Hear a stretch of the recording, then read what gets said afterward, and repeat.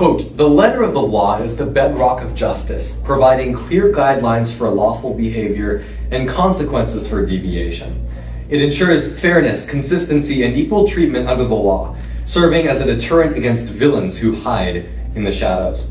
By adhering to its principles, disputes are fairly resolved and society maintains stability and order.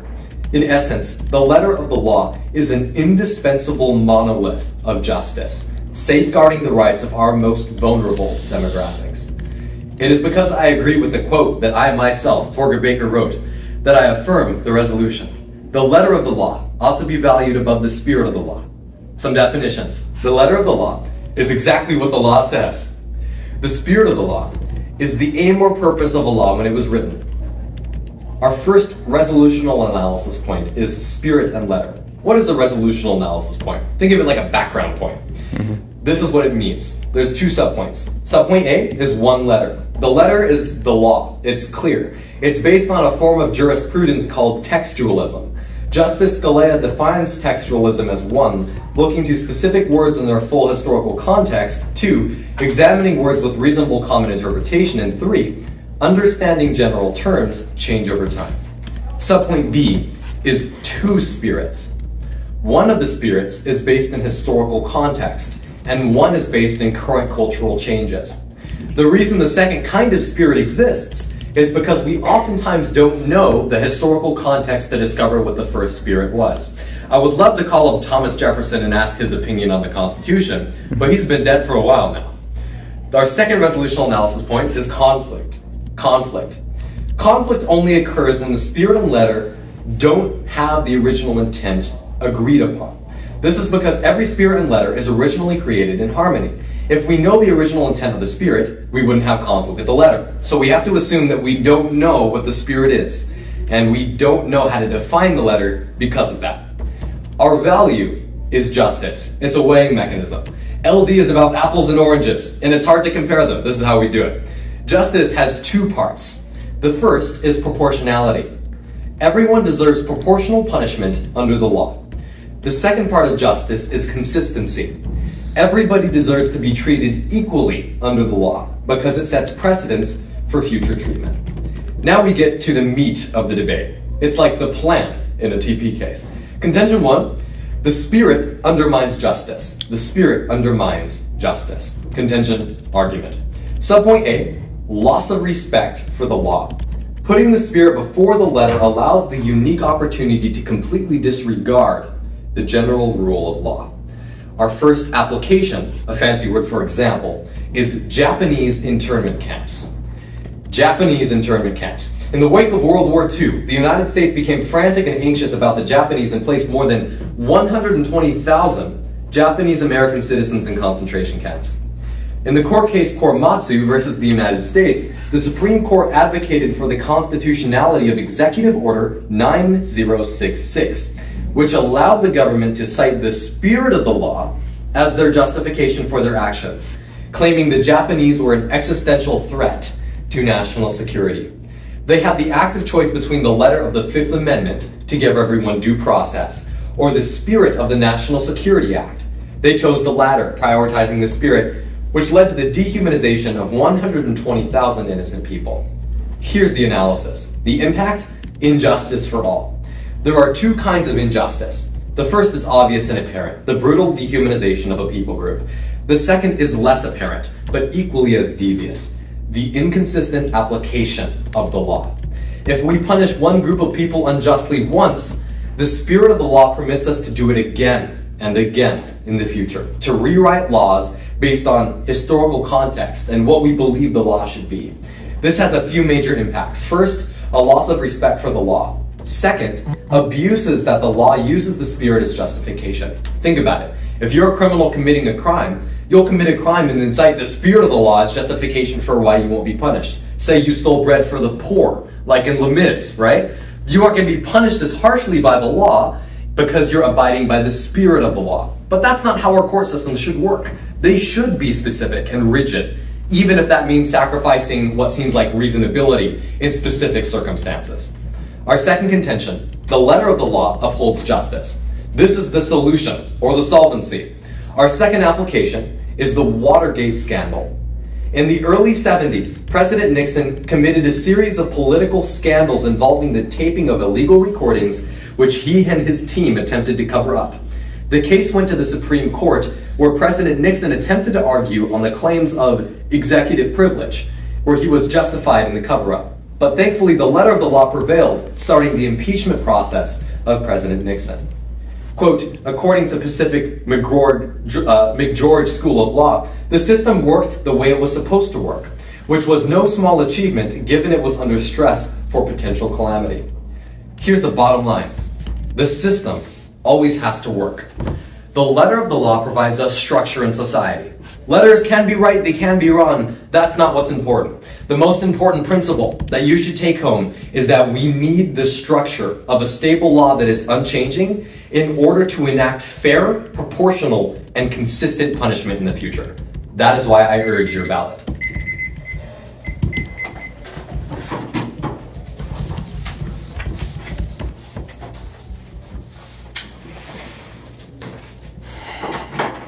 Okay. 3 minutes if we're all ready. Yes, ma'am. Okay. First off, can I see a copy of the case that you read? Sure. Thank you so much. All right, so starting off at the top of the flow, you were saying that we can't necessarily determine the spirit of the law, the first spirit of the law. Why exactly is that? Here's the conflict. The letter and the spirit always agree because they were originally created in harmony. The only time there's conflict between the letter and the spirit is when we don't know the original spirit. So we're trying to interpret it, because otherwise the letter and the spirit wouldn't conflict. They would agree. So that's where we see the conflict. Okay, thank you. So in today's resolution, we are only looking at instances when we don't know what the spirit of the law is? When we don't know the original spirit, and we have to turn to the modern spirit. That's why there's two definitions. It's an ambiguous term that needs clarifying, but I believe that those two types of spirits is the most fair and accurate way to define spirit in the resolution. Okay, thank you. And so let's go down to your application of the Watergate scandal. What exactly was the letter of the law or the spirit of the law underneath of this? Sure. The letter of the law was that the president should be impeached because he committed illegal activities, and Congress should have the ability to do that. The spirit was, he's the president, we don't want to disrespect him, and therefore we don't want to impeach him. But we follow the letter instead of the spirit. Okay, thank you. I don't have any more questions. Starting 4 minutes in prep.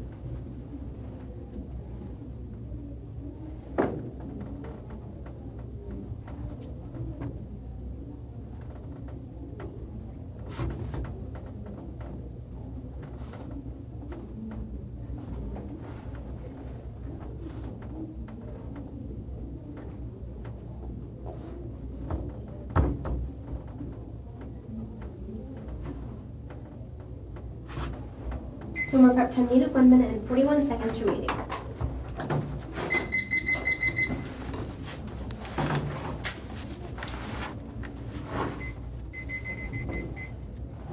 Alright, if we're ready, 7 minutes on the clock. Alexander Solzhenitsyn was a writer in Russia after World War II, and he was put into a Russian labor camp from 1945 to 1953. He once wrote about prioritizing the letter of the law, and this is what he said, quote, "A society based on the letter of the law and never reaching any higher fails to take advantage of the full range of human possibilities. The letter of the law is too cold and formal to have a beneficial influence on society. It is because I fundamentally agree with Alexander Solzhenitsyn that I state resolved. The letter of the law ought not have priority over the spirit of the law." So, in today's debate round, I'm going to be going down the flow, responding to my opponent's case, and then finally bringing up some arguments of my own. But first, let's start off with a resolutional analysis. I would like to bring up one, and that is of unjust laws. Unjust laws. In today's debate, we should not be looking at unjust laws or anything of the sort. Thomas Jefferson once said, "If a law is unjust, a man is not only right to disobey it, he is obligated to do so." Unjust laws are when we ask people to follow laws that are not just, or that would ask us to do something that is immoral or unjust. And I don't believe that we should be looking at the instances in today's debate round because it's unfair to both sides. But let's get down to the value. I can agree to the value of justice, and I believe that is what we should be looking at in today's debate round. Now let's go down to my opponent's case. In response to his definition of spirit of the law, my response is contradicts in case. Contradicts in case. He had a resolutional analysis of two spirits. However, when you look at the definition of spirit of the law, it says the aim or purpose of a law when it was written. This is singular. There aren't two spirits of the law. And I know he said in cross-examination that it's an ambiguous term, that we need to qualify and figure out the two different sides of it. However, we see that the letter of the law is pretty straightforward. And I am going to take problem with his resolutional analysis of conflict. And my response to this is non-resolutional. Non-resolutional. In today's debate round, he said that we should be looking at when we can't know what the spirit of the law is. We have no clue what it is. We don't know what the original intent of the law is. However, by the way that he defined it in his definition of spirit of the law, the affirmative sets up how we're going to be looking at today's resolution. They set up how we're going to be viewing these terms and what is resolutional and what is not. However, we see that if we cannot figure out what the aim or purpose of a law is, we see that that is not within today's resolution. It is unfair to say that the negative has to argue when we don't know what the original intent of the law is, or when we don't know what the spirit of the law is, because that is just helping the affirmative. This does not give the negative any ground, and it doesn't give us any room for debate. But let's go down to his first contention. He said in his subpoint A that it creates a loss of respect for the law. My response is an enhanced respect for the law. An enhanced respect for the law. If my parent tells me to do something, I'm usually going to ask them why they set that rule in place, because it might seem like some of them come out of the blue. And if they tell me why they put that rule into place, then I'm going to realize why I have to follow that law, and I have greater appreciation for the things that they're trying to teach me through that. We see that this applies to today's debate. The spirit of the law enhances people's understanding of the letter of the law and gives them greater appreciation for it. It does not devalue the law at all. It will actually enhance justice and enhance people's respect for the law. But let's go down to his application of Japanese internment camps. We just got off the last resolution of national security versus individual rights, and these two applications sounded vaguely familiar, so I'm kind of getting a little bit of deja vu here. But I'm going to be addressing this within today's resolution. And my response to Japanese internment camps is this is an unjust law. This is an unjust law. What the United States federal government was doing during the Japanese internment camps was unjust and immoral. And these are exactly the types of laws that we should not be debating in today's debate round, because we can't be saying the negative is advocating for an unjust law or the affirmative is advocating for an unjust law, because we don't want to be debating against something that is immoral or unjust.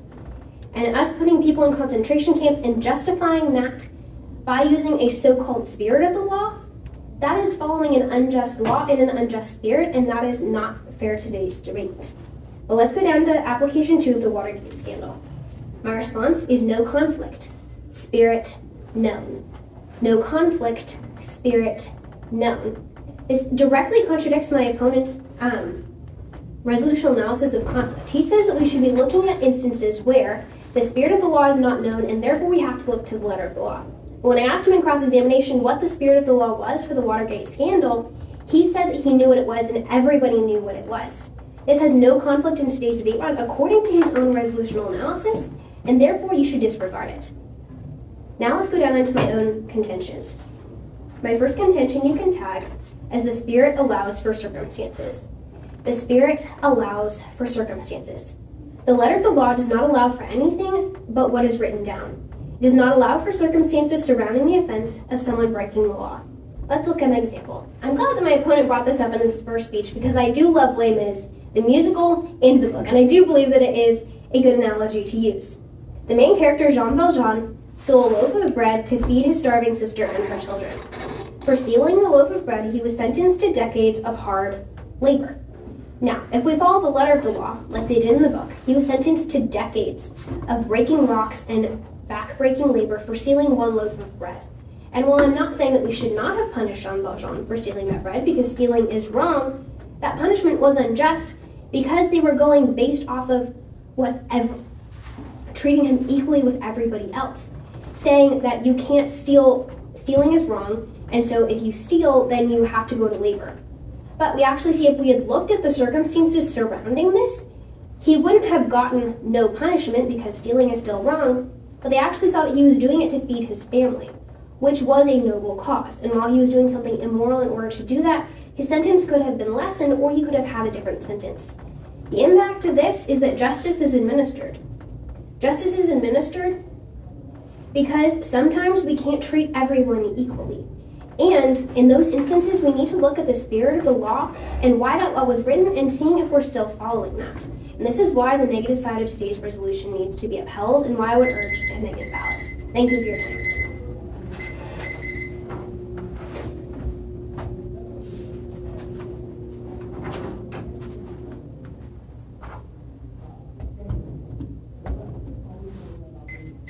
We can agree that we, even though we're looking at principles, should look to the real world for examples, proof, and data for our claims, right? Yes, I would say that that is a helpful tool, but in LD, unlike TP, we can look at more philosophical ideas and not necessarily have as many practical examples. Sure, but we still have to prove those in the real world, right? I wouldn't necessarily say that you have to prove them in the real world. It is helpful, but it's not necessarily to your case. Sure. You said we should be looking only at just laws. Is it your contention that we can only look at conflict when the spirit and the letter are both just? I would say that it is unfair for the negative to say that the affirmative should be saying that we should follow the spirit of the law or the letter of the law in unjust laws. So I guess yes to your question, where the spirit and the... Would the law in Les Mis be an unjust law? No, it was not an unjust law. It was an unjust application of a just law. Okay, so we're not looking at corrupt societies or corrupt laws that say let's dehumanize people, right? Even though the effects of those laws can have very real, tangible repercussions on people, right? I would say in some instances, yes. Let's look at Japanese internment camps. Is protecting our national security a bad thing? It is not, but when it comes at the cost of other things, then it is not a good thing. But is that a bad law inherently? If it is written poorly and if it is written to allow unjust things, then I would say yes. Then what makes that different from your example, hypothetically, of Les Mis? Because they took it out of context and they did something that was not necessarily within the parameters of the law. You said that the conflict in the resolution wasn't a fair conflict. How would you define the conflict? I was saying we need to be looking at instances when we can either value the spirit of the law or the letter of the law, not necessarily when one is unknown and therefore we have to go with the other one. Sure. But we can agree that oftentimes we don't know the root source of an author of law. Like, we can't go talk to the author of the law, right? Because they might have died. There might be historical documents that have been lost to time. Is that fair to say? That is fair to say, but in the majority of instances, we can look back to those historical documents or writings that that person themselves wrote. So here's the question. When we can't, what do we do? I would say that is an entirely different matter altogether. Okay, but we always have the letter, right? Yes, we do always have the letter. But we don't always have the Spirit. In very, very, very few instances do we not have the Spirit. But even on principle, like you advocate for, even on principle, we don't have the Spirit always, but we do always have the letter. In some cases, yes. No further questions, thank you. Sorry. 4 minutes prep.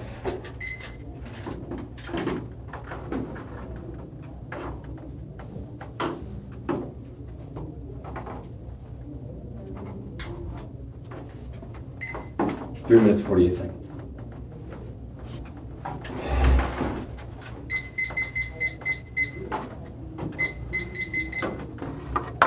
Four minutes. One observation point at the top of the flow, and that is hypothetical versus real world. I agree we're arguing a principle debate, but here's the problem. Communism works great in theory, but not on paper. The spirit of the law might work great in theory, but we have to see examples in the real world of where it's proven, because a principle argument is nothing without a practical argument. They go hand in hand. Let's address the idea of conflict. She tells us it's not resolutional. My response is that she has herself in a double bind.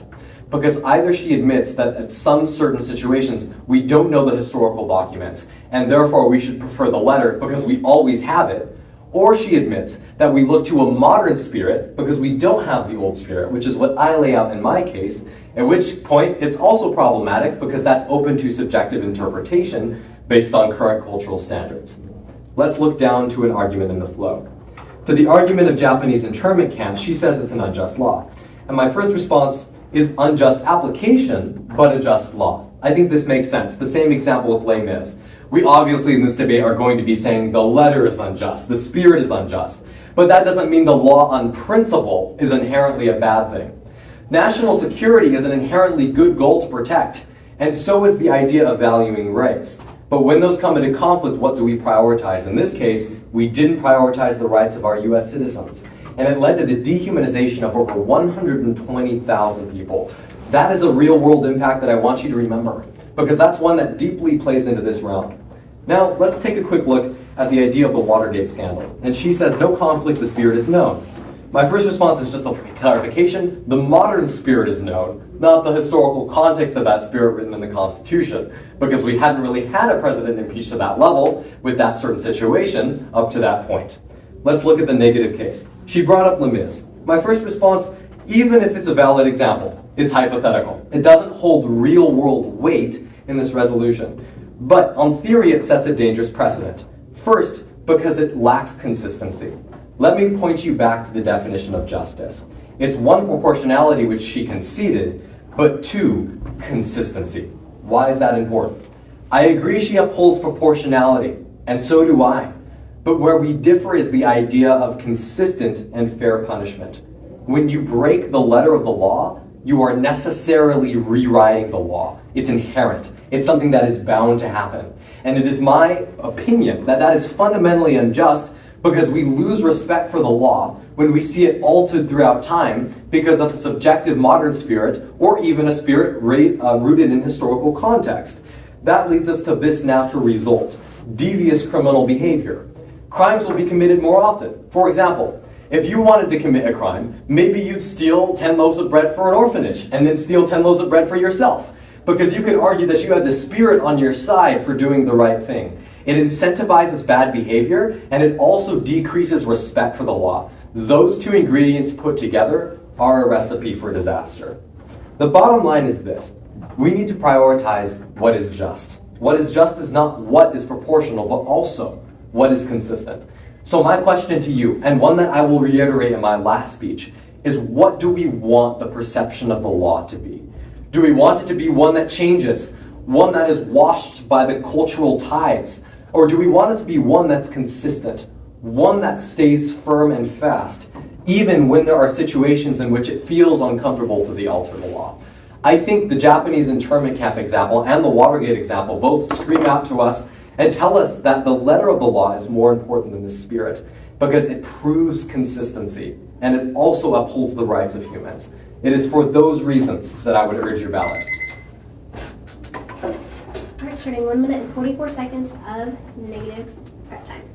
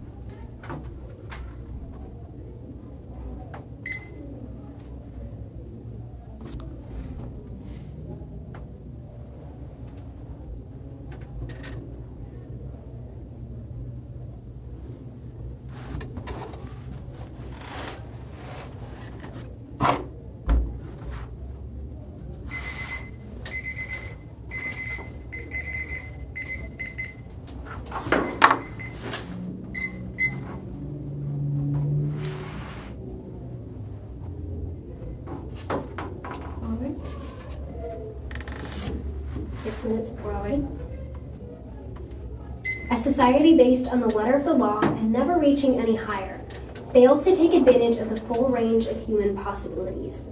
The letter of the law is too cold and formal to have a beneficial influence on society.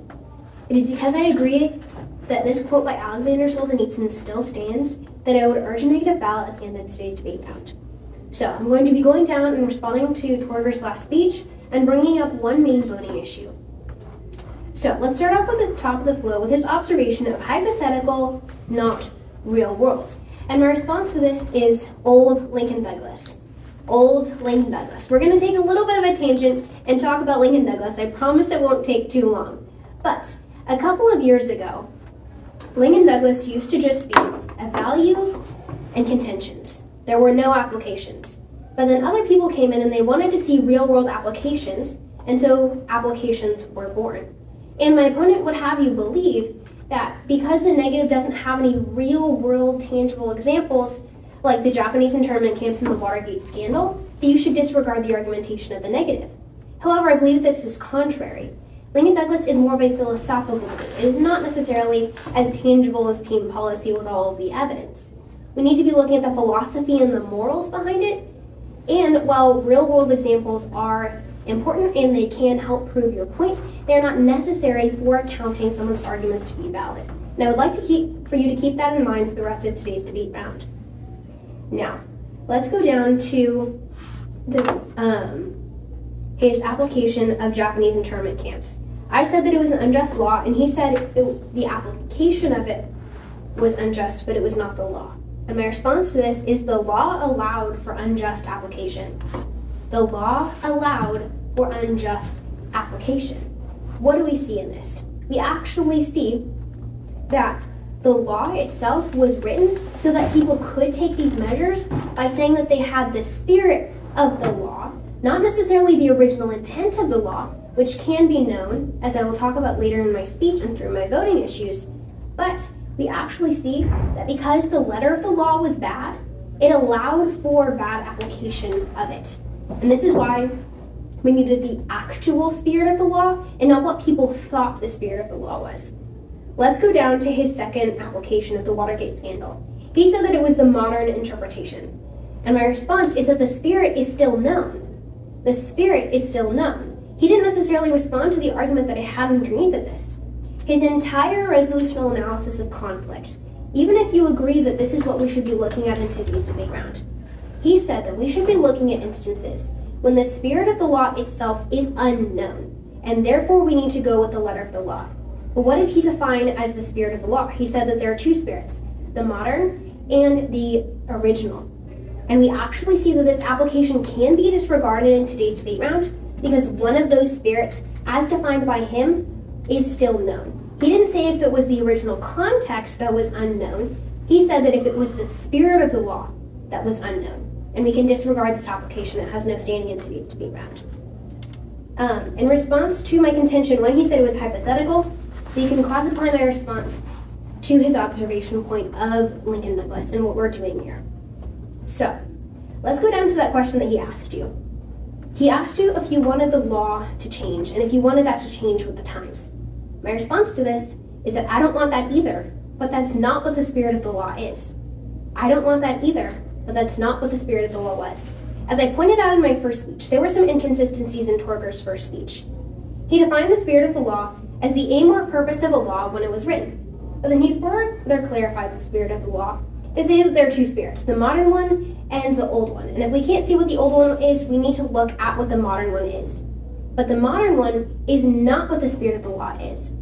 And we actually see that if we go with what the spirit of the law actually is, the original intent, the aim or purpose of a law, that can be figured out through documents surrounding the laws that were written or the things that the drafters themselves wrote. We actually see that this can be seen, and it will not lead to injustice, and the interpretation of the law will not change with the times. The spirit of the law is exactly as concrete as this letter of the law because it is easily known, and if you research it, you're going to be able to find it. The original intent or purpose of a law does not change, and that is why we need the spirit of the law. Let's go down to that one voting issue. Justice is upheld by the negative. Justice is upheld by the negative. Subpoint A is circumstances. Circumstances. I want to further clarify this point that I made. Let's say that there are two people who commit a crime. Let's use Thorger, for example. Thorger commits a crime. And then we have someone else over here, someone who is not mentally capable, someone who is mentally unstable, someone who can't think competently. Should we punish them the same if they murder someone? Should we hold Thorger accountable to the punishment that the mentally unstable person should receive, or vice versa? If we did that, there would be injustice created because this person over here didn't know what they were doing. That person deserves a different punishment, and if we go with the letter of the law being the same in every single instance, injustice is created.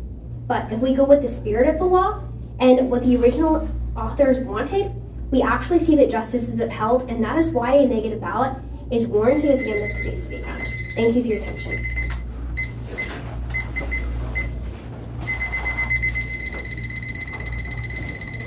Sorry. Okay.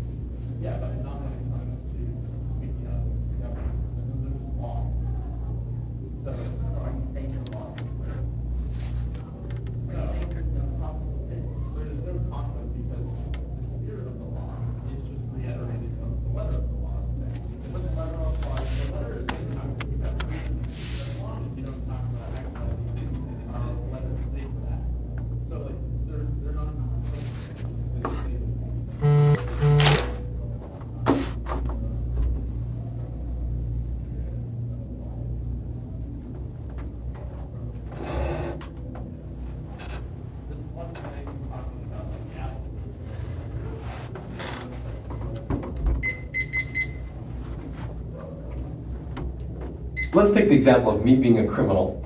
The reason that the letter is just is because it has mandatory maximums and minimums. It takes into account certain context. It isn't exactly rigid and constructivist. It's textualist. So it's still bendable, if that makes sense. But it is strict in the sense that you don't violate the parameters of that law.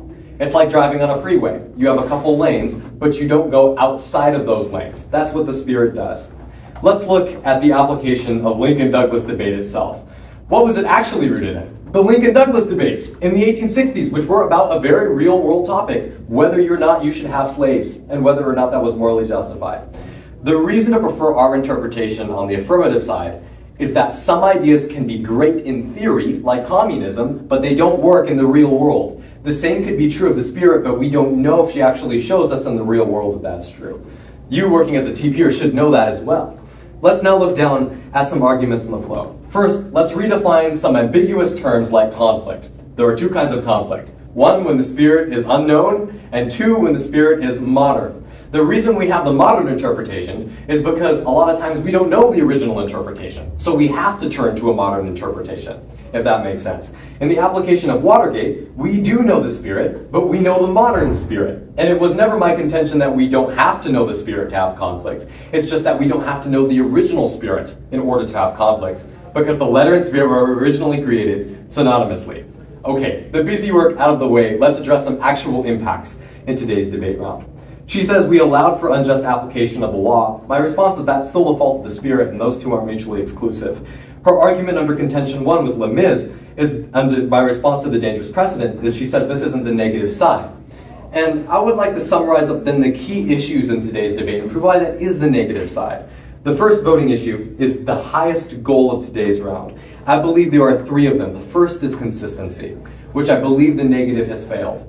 We have to have a consistent application under the law. Otherwise, the two responses which were unaddressed, lost respect for the law, and devious criminal behavior, are bound to happen in the future. It will become a slippery slope.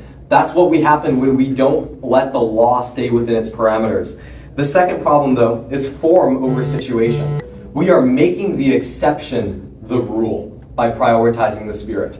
We are making a specific circumstance the way we rewrite history of laws in the past because we believe that it was justified in a specific situation. Finally, though, let's look at the impact. On the negative, the greatest impact you have is of a book.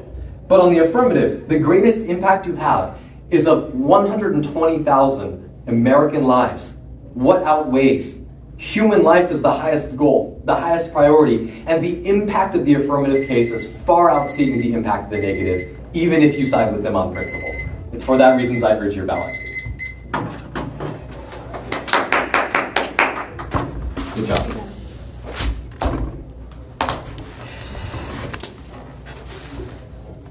Thank you for your time. Yeah. Thank you for your time, sir. Yeah.